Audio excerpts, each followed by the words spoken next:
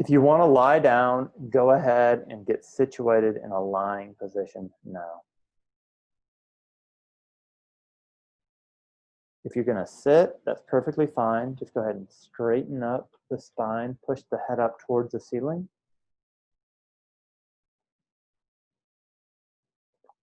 And start settling in.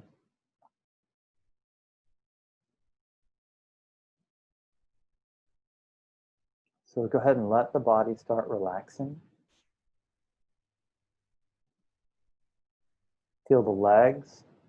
Feel your legs on the chair or on the mat. And let this quality of merging happen. I remember Alan Watts, the quote of Alan Watts, you're not so much born into the world as born out of the world. So you're not separate from the earth itself.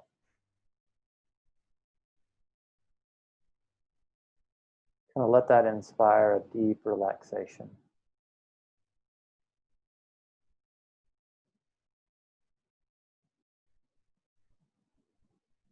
Okay, good. And we'll set the intention to remain fully focused on the meditation topic during the duration of the meditation session. Very good. So first, motivation. When your mind is calm and settled in the present, generate a positive motivation for doing the meditation. For example, you can think, may this meditation bring about greater peace and happiness for all beings. Or, may this meditation be a cause for me to become enlightened so that I can help all beings become free of suffering and become enlightened as well.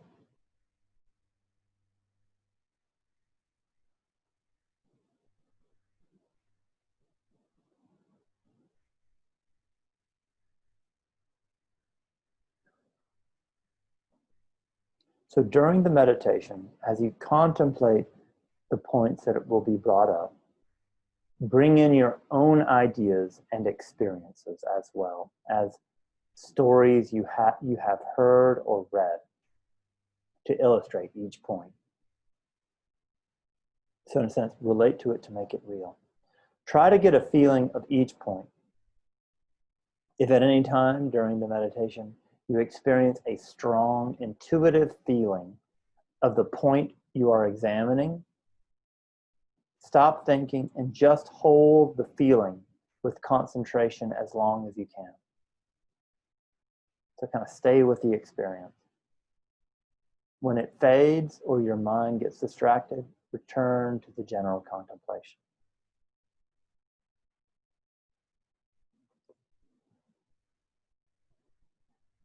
Okay, first, the inevitability of death.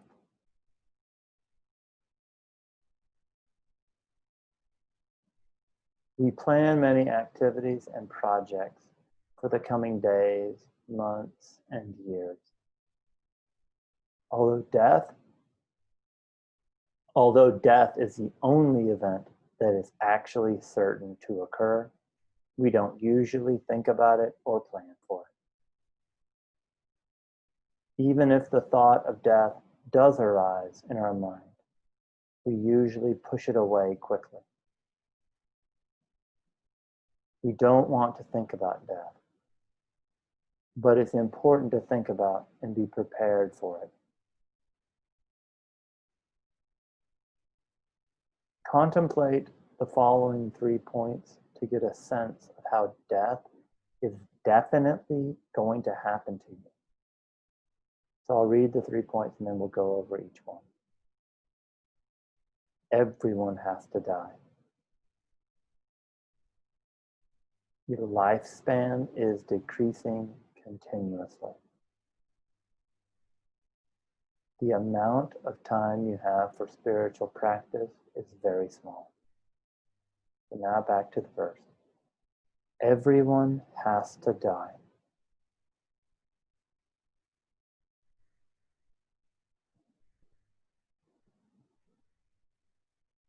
To generate an experience of death's inevitability, bring to mind people from the past, famous rulers and writers, musicians, philosophers, saints, scientists, criminals, and ordinary people. These people were once alive. They worked, thought, and wrote. They loved and fought, enjoyed life and suffered. And finally, they all died.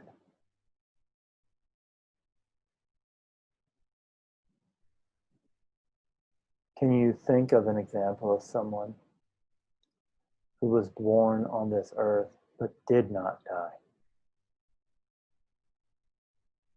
No matter how wise, wealthy, powerful, or popular a person may be, his or her life comes to an end.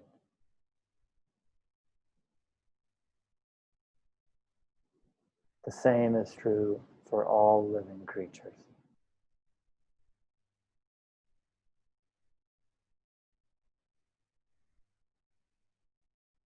For all the advances in science and medicine, no one has found a cure for death, and likely no one ever will.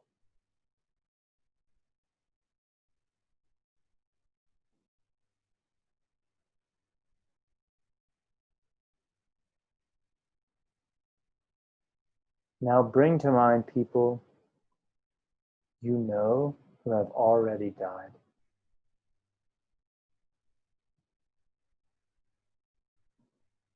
And think of the people you know who are still alive. Contemplate that each of these people will one day die, and so will you.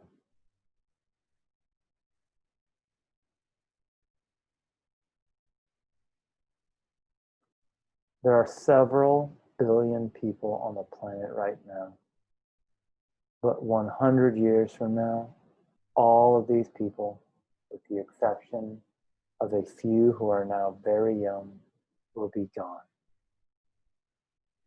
You yourself will be dead.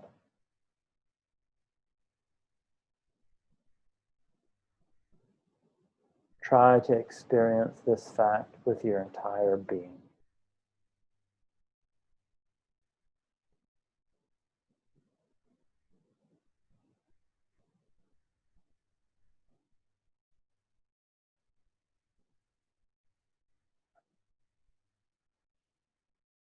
The next point, your lifespan is decreasing continuously.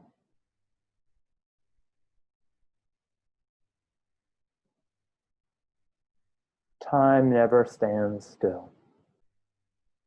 It is continuously passing. Seconds become minutes, minutes become hours, hours days, days years. And as time is passing away, you are traveling closer and closer towards death.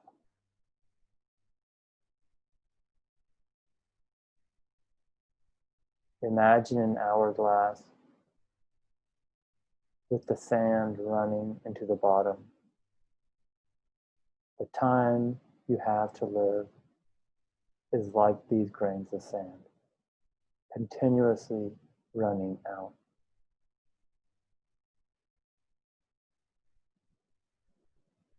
Hold your awareness for a while on this experience of uninterrupted flow of time carrying you to the end of your life.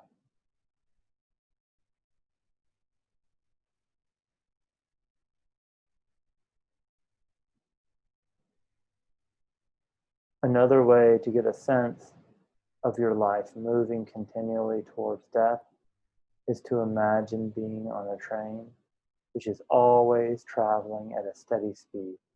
It never slows down or stops, and there is no way that you can get off. This train is continuously bringing you closer and closer to its destination, the end of your life.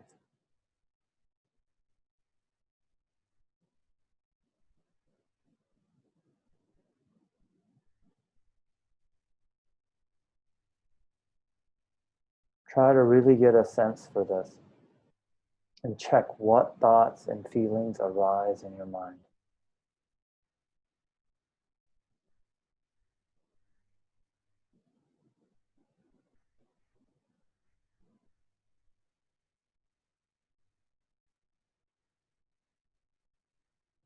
Okay, the next point. The amount of time you have for spiritual practice is very small. Since you are getting closer and closer to death all the time, what are you doing to prepare for it? The best way to prepare for death is doing spiritual practice.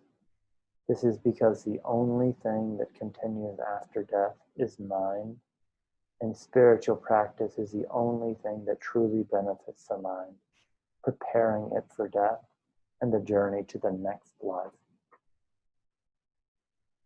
But how much time do you actually devote to spiritual practice?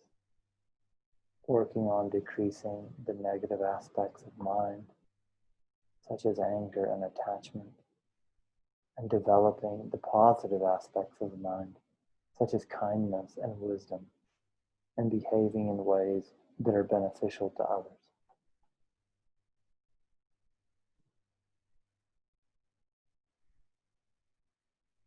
Calculate how you spend your time. In an average day, how many hours do you sleep? How many hours do you work? How many hours do you spend preparing food, eating, socializing? How much time do you spend feeling depressed, frustrated, bored, angry, resentful, jealousy, lazy, or critical? And how much time do we spend consciously trying to improve our state of mind, or doing beneficial things such as helping others or spiritual practice? Here I just want to say this is not about feeling bad. This is just about looking at how we spend our time. So there might be a kind of shaming tone in this, and I don't think that we should see it that way. Okay, moving on. So let's do these calculations honestly. Let's assess our life in this practical way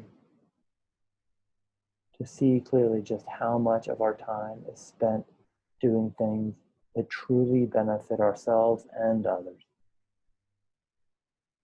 And that will be helpful for your mind at the time. So how much time do we spend doing things that truly benefit us and benefit others? And that will be helpful for your mind at the time of death and in the next life.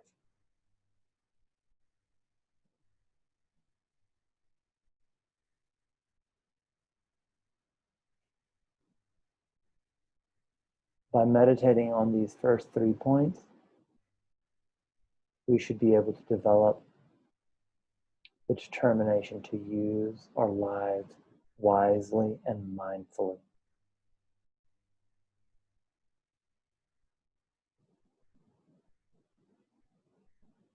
The uncertainty of the time of death. This is the next point we'll look at. By contemplating the first 3 points, we've come to accept that we are definitely going to die. But we might think that death is not going to happen for a long time. Why do we think this way? Is there any way we can know for sure when death will happen? Here we'll contemplate the following 3 points to get a sense of how the time of death is completely uncertain and unknown. So the first point, human life expectancy is uncertain.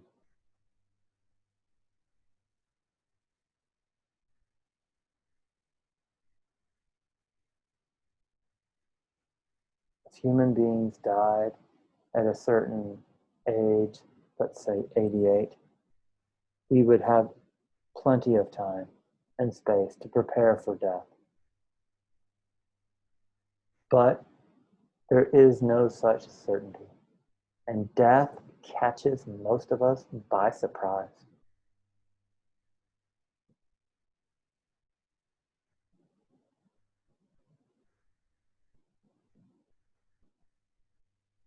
Life can end at any point, at birth, in childhood, in adolescence, at the age of 22, 35, 50, or at 95. Think of examples of people you know or have heard about who died before they reached the age you are at now.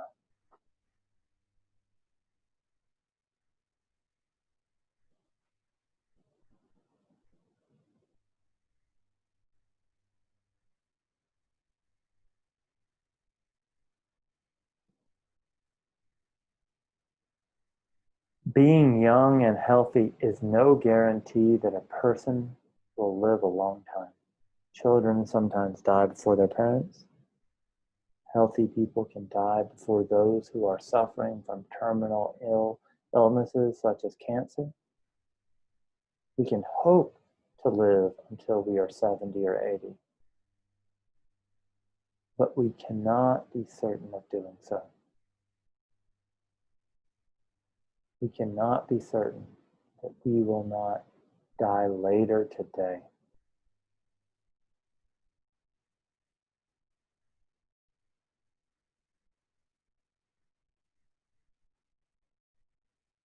It is very difficult to feel convinced that death could happen at any moment. I tend to feel that since we have survived so far, our continuation is secured. But thousands of people die every day, and few of them expect to.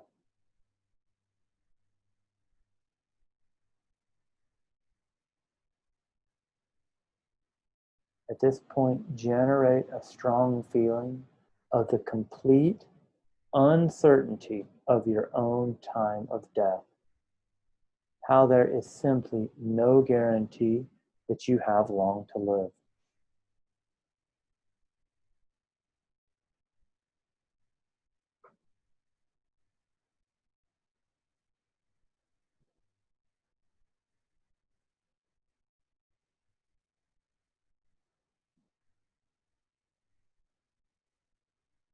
The next point, there are many causes of death. There are many different ways that death can happen to us. Sometimes death happens due to external causes.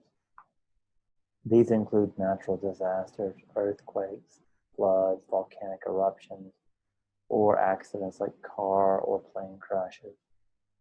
People can be killed by other people, murderers or terrorists, or by dangerous animals.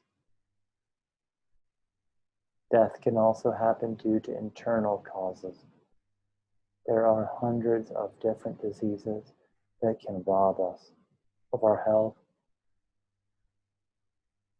and lead to death. There are also cases of people who are not ill, but their bodies simply stop functioning and they suddenly die.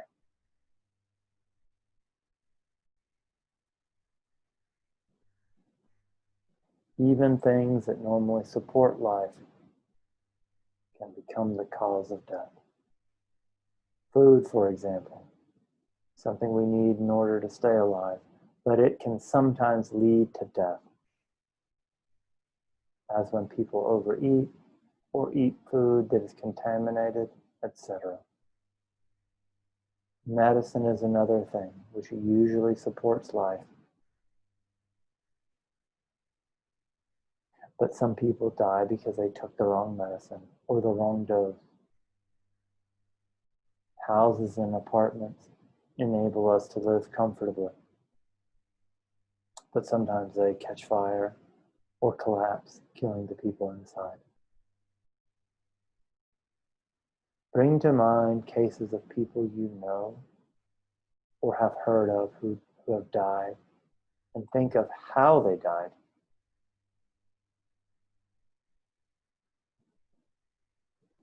Think that any of these things, any of these causes of death could also happen to you as well.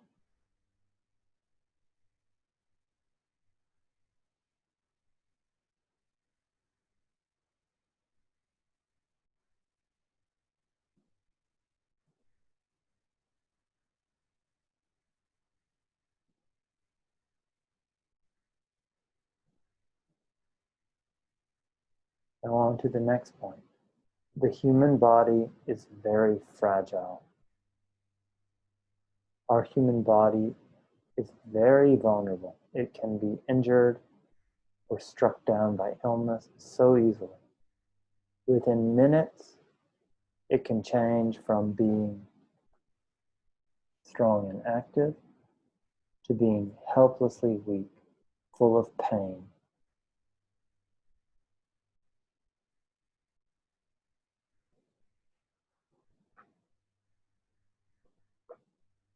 Right now, you might feel healthy, energetic, and secure. But something as small as a virus or as insignificant as a thorn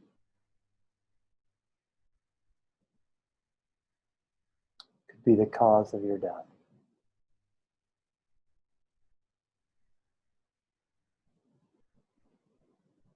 Think about this.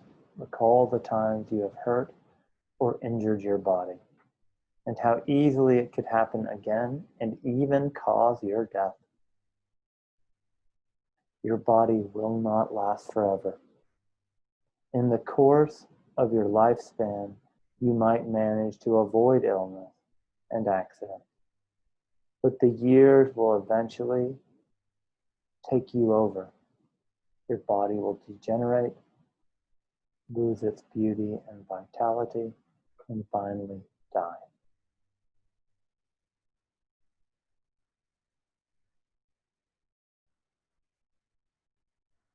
By meditating on the second set of 3 points, we develop the determination to begin our practice of the spiritual path right now, as the future is so uncertain.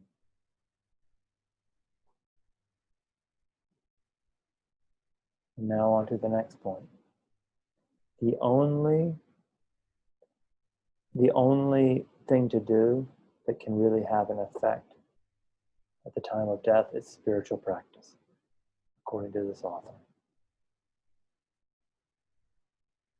No matter how much we have acquired or developed throughout our life in terms of family, friends, wealth, power, travel experiences, and so on, none of it goes with us at death.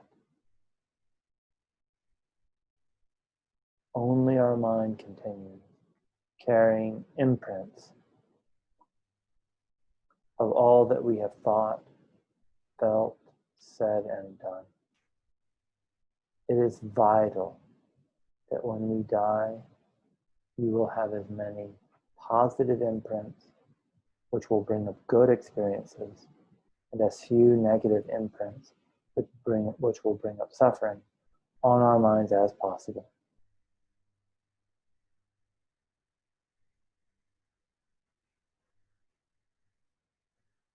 Also, we should aim to die at peace with ourselves, feeling good about how we lived our life, and not leaving behind any unresolved conflicts with others.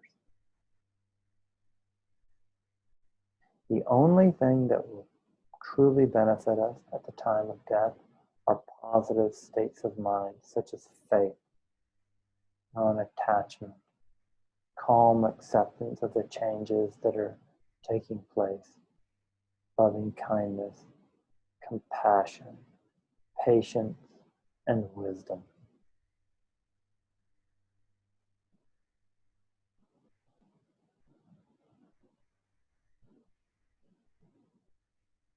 In order to be able to have such states of mind at the time of death, we need to make ourselves familiar with them during the course of our lives.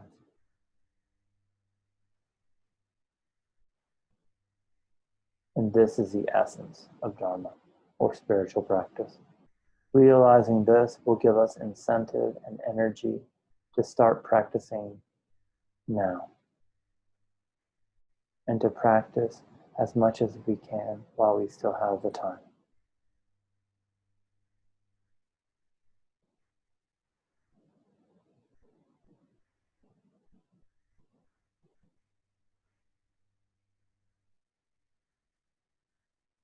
Now it's suggested to experience a strong feeling of this reality by imagining yourself at the time of death and contemplating the following 3 points. Your loved ones cannot help. As you lie on your deathbed,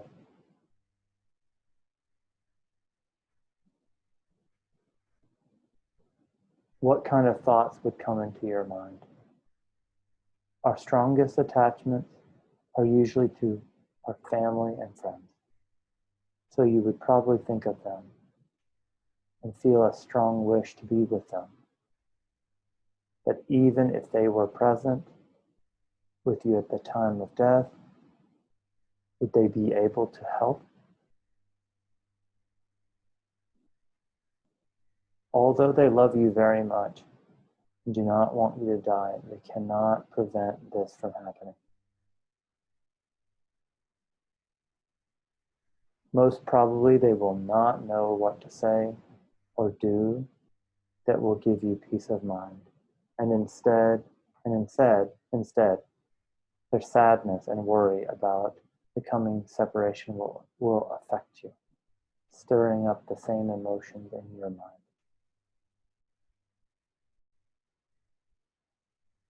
When we die, we go alone. No one, not even our closest, dearest loved ones, can accompany us. And being unable to accept this and let go of our attachments to our loved ones will cause our minds to be in turmoil and make it very difficult to have a peaceful death.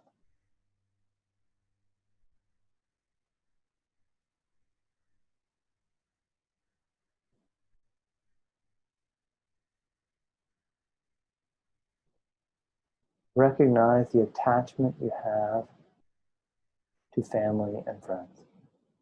See if you can realize how having such strong, and I'm going to use the word craving instead, strong craving for people can be a hindrance to having a peaceful state of mind at the time of death. So it's better to work on decreasing this craving and learning to let go. So to be clear, this is not encouraging you to not care about your friends and family, but just to look at the element of craving and see about letting that go. Okay, the next point. Your possessions and enjoyments cannot help. Your mind will probably also think of your possessions and property, which occupy a great deal of your time while you're alive, and are sources of much pleasure and satisfaction. But can any of these things bring you comfort and peace at the time of death? Your wealth may be able to provide you with a private room at the hospital and the best medical care. But that is all it can do for you. It cannot stop death from happening. And when you die, you cannot take any of it with you, not even 1 cent or article of clothing.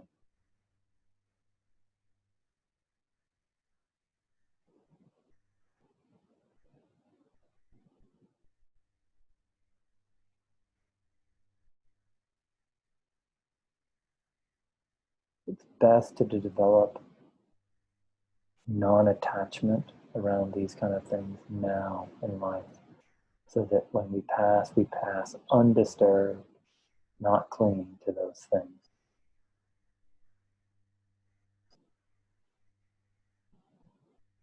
Now moving on to the body. Your body cannot help you at the time of death.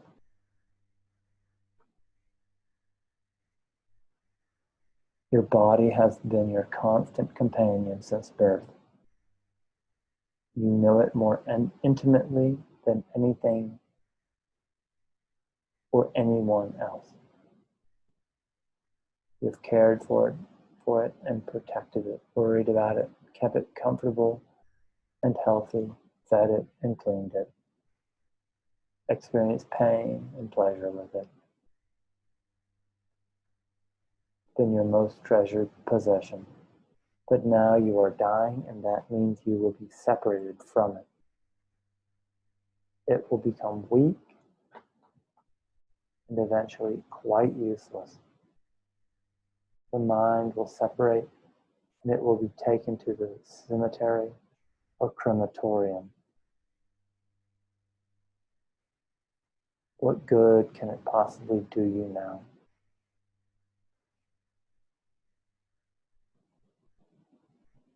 Contemplate the strong sense of dependence and clinging you have to your own body, and how it cannot benefit you in any way at the time of death. Fear of pain and regret about leaving it will only compound your suffering.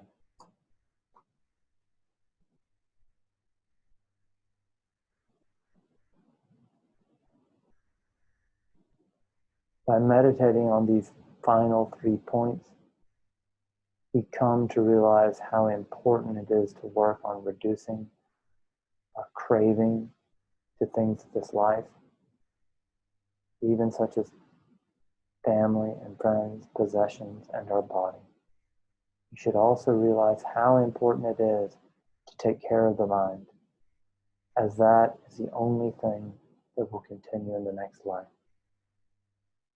Taking care of the mind means working on decreasing the negative states of the mind, such as anger and attachment, craving, and cultivating positive qualities, such as faith, loving kindness, compassion, patience, and wisdom.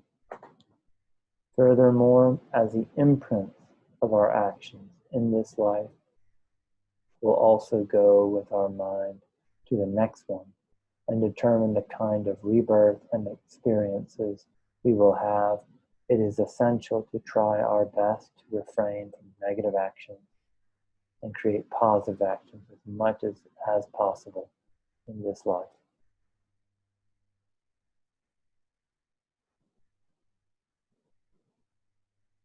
It is possible that you will feel fear or sadness when doing this meditation. In one sense, that is good. It shows that you've taken the idea seriously and contemplated it well. Also, it's important to get in touch with how you feel about death so that you can work on being prepared for it when it happens. However, the purpose of this meditation is to not make you frightened. Just being afraid of death is not helpful. What is helpful is to be afraid of dying with negative mind states and lots of imprints of your mind and negative actions that we've done during our lives. We need to get a strong sense of how problematic it would be to die like this.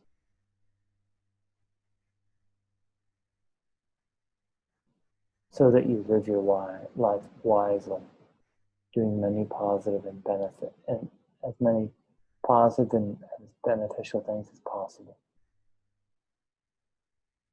Also, fear arises because of clinging to the idea of a permanent self. There is no such thing. So this is a delusion that just makes us suffer. If we keep death in mind, In an easy, open way, this clinging will gradually loosen, allowing us to be mindful and make every action positive and beneficial for ourselves and for others. An awareness of death gives us enormous energy and motivation to not waste our lives, but to live them as effectively as possible.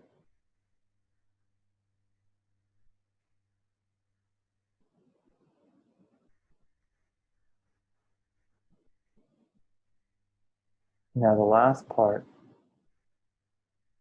so we'll conclude the meditation with the optimistic thought that you have every possibility to make your life meaningful, beneficial, and positive. And in this way, you will be able to die with peace of mind. Remember the motivation you had at the beginning of the meditation and dedicate the merit of doing the meditation to that same purpose, to the benefit of all beings.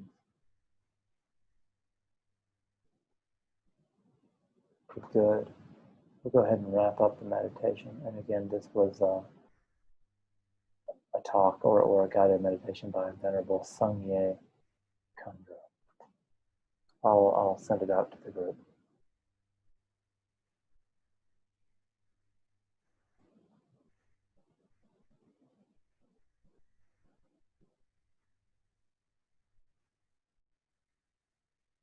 And then here's another guided death meditation. You know, it's kind of nice that we're all ending this on a light note, at least.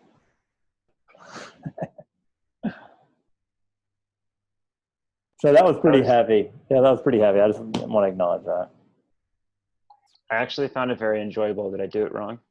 Yeah. Get out of here.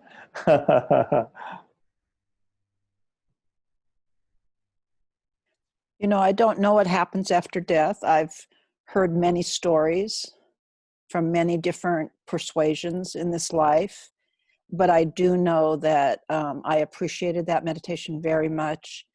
And I don't know if the mind goes with you. I don't know what goes with you, but I know if you don't live what's right for you now, you're going to die with regret. Sure. I've been with a lot of people as they died, and many people have a peaceful, easy death, even if they have physical suffering. But other people are consumed with their regrets. And whenever I have seen that, I thought, oh, that's not what I want to do. So what this meditation reminded me of was you got to live. Sure. And you said, I can't remember there was a couple lines in there that rang so true. And I said, now you're going to remember those. Of course I don't. Sure. But they were about, I don't know, living your best life. That wasn't the phrase, but I thought it was a really good meditation. And I wondered how gruesome or macabre it will be, but it was not at all. Yeah. It was a call to reality. We're going to die. Sure. Sooner or later. Yeah. And so live now, especially at the time we are in the world right now. So I enjoyed it. I don't know how I would do that without somebody reading it to me. That's my question. Okay, so I sent out just now and thank you for all that, Carla. I sent out a YouTube link or a link to a guided meditation by Analayu Bhikkhu, and I think it's a little bit more kind of macabre, as you were saying. We're talking about like the body decomposing, and he does it supposedly every single day as his first meditation in the morning. Anyway. Also, also within 2 days, this class will be up on YouTube, so you can just listen to the recording there. I'm trying to get a little bit better about putting the recordings out quickly. But thank you for that. I had no idea, so it was very good. I thought. Great, thank you, Carla. Yeah, I kind of like, as I was reading, I was like, whoa, this is heavy, but good report so far.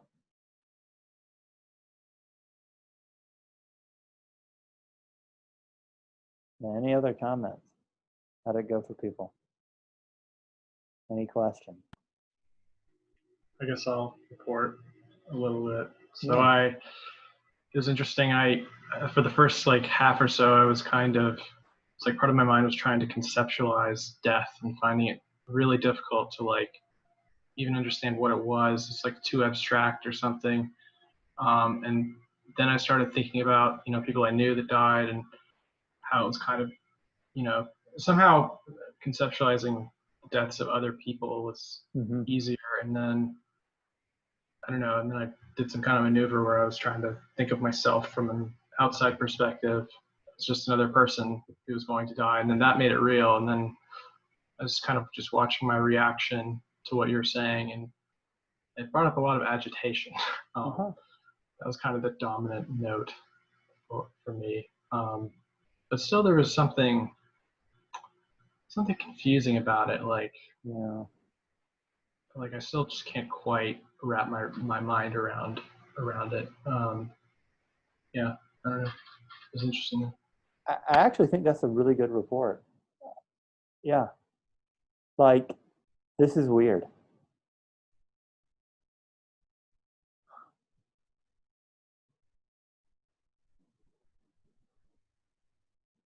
I think that might one reason I enjoyed it was just the concepts are so fascinating. It's like, yeah, what is it?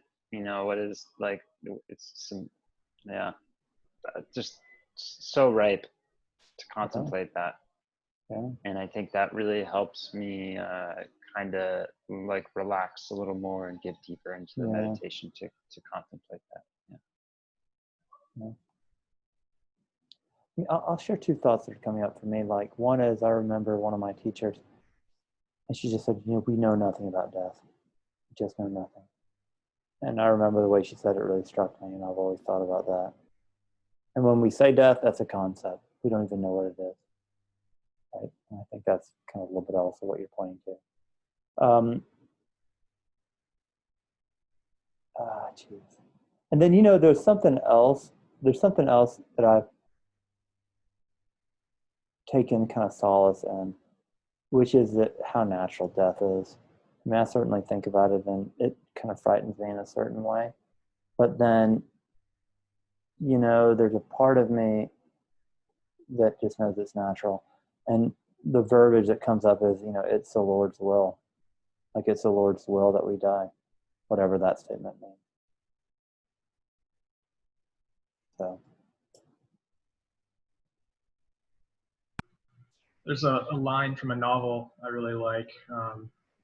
This novel called Norwegian Wood by Haruki Murakami. And there's a line that's kind of repeated multiple times. And it's a character's realization that death is not opposed to life, but is a fundamental part of it. Or something, yeah. paraphrasing it.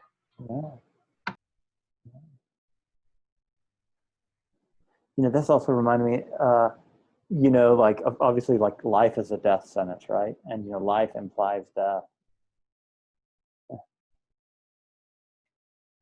Isn't there also some interplay with non-duality and just sort of, the cessation of the individual, but just the kind of like foreverness of the whole? Yeah. Yeah. Yeah. Let me see what's coming up right now. It's like what's coming up for me is like also there's just this like it's just always this, right? It's always this. And like this is a complete unalloyed mystery. And death will be just like this, a complete unalloyed mystery. All right. I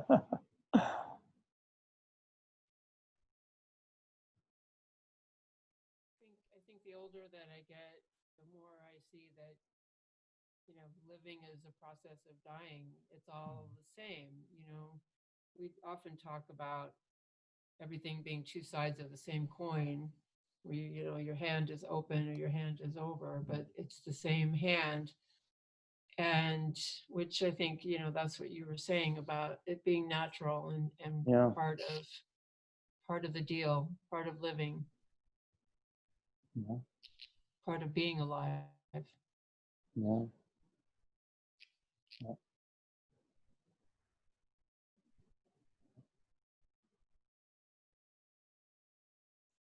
Okay. I'll just go ahead and kind of mention some closing things, and then if anybody has any other comments, definitely very happy to hear them. Okay, so there's the issue of homework. So, I mean, I guess for the rest of your lives, meditate 45 minutes a day, do your six acts of generosity a day, do your micro hits, best you can. Or you can maybe just take the homework on for just a week. So it's your call. I guess the thought would be to do 45 minutes of the death meditation a day, but I'll let you all kind of figure that out, obviously.